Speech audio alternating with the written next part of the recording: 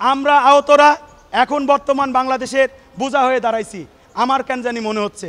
কারণ আমরা না পাই চিকিৎসা, না পাই পুনর্বাসন, না পাই আমাদের রাষ্ট্রীয় জুলাই স্বীকৃতি।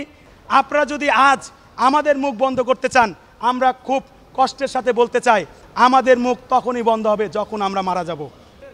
আমাদের চিকিৎসা সাথে সাথে তাদের টেন্ডারবাজি, তাদের বিভিন্ন রকম কুচক্র মহলের টেন্ডেন্সি এবং কালো রাজনীতি আমাদের সাথে করেছে কিনা।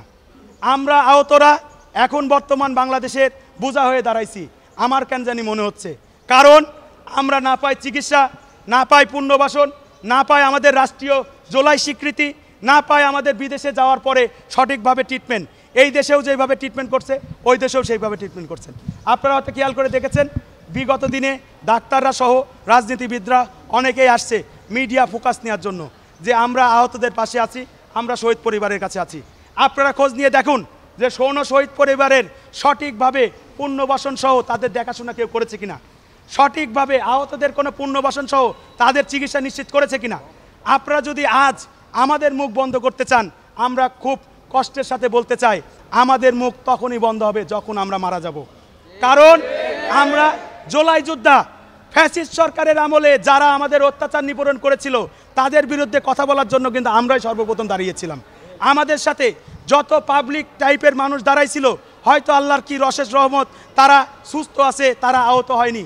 কিন্তু যারা আমাদের নিয়ে কালো রাজনীতি করতে চান তাদের উদ্দেশ্য করে একটা কথাই বলতে চাই, আজ আপনারা কালো রাজনীতি করছেন, কাল কিন্তু আবারও জনগণ আপনাদের বিপক্ষে কথা বলবে।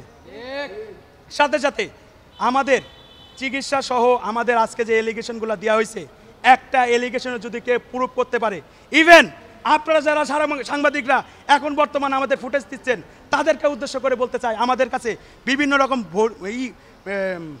ভিডিও করা আছে, আপনারা সবাই নিয়ে যাবেন এবং সঠিক যেটা সেটা লিখবেন।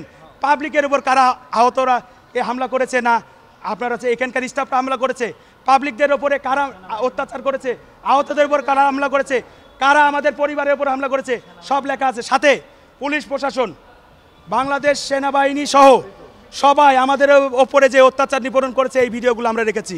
এইগুলো আপনাদের অনুরোধ করবো আপনারা নিয়ে যে সঠিক যে তথ্য সেটা উপচার করবেন। কারণ কি জানেন, গতকালকে আমাদের আপনারা শুনেছেন কয়েকদিন আগে 4 জন 5 জন, তারপরের দিন একজন সুসাইড করার চেষ্টা, টোটাল 5 জন আহত।